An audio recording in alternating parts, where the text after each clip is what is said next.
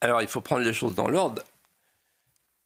À l'époque où j'avais dit ça, il n'y avait pas encore de projet de dissolution. Il n'y avait pas l'hypothèse de la dissolution. Là, l'hypothèse qui se présente, c'est la dissolution. Il faut d'abord dissoudre. Il est là pour dissoudre. Il est dans son rôle. Bon.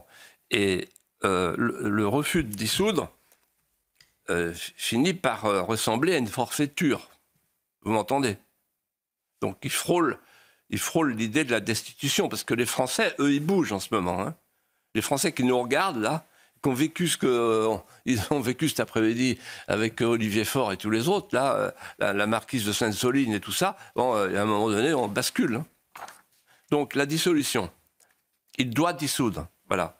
Et il aura en face de lui un Premier ministre des forces patriotiques, appelons ça au sens large. Et moi, je travaillerai d'ailleurs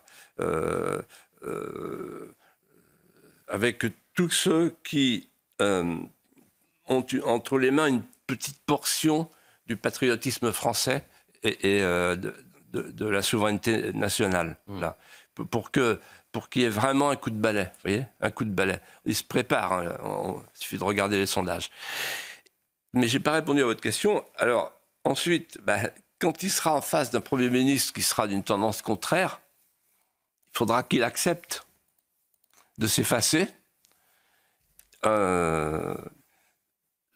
Mais en réalité, dans l'histoire de France,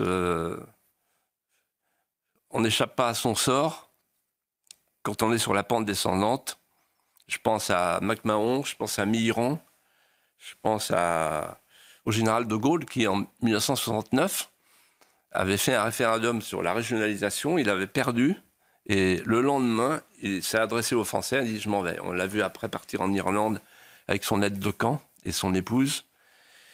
Il est parti, voilà, parce qu'il avait été désavoué. Je pense que le désaveu est en train d'arriver. Moi, je serais à la place d'Emmanuel Macron. Si j'étais en face de lui, le connaissant bien, je lui dirais « Emmanuel, numérote tes abattis ».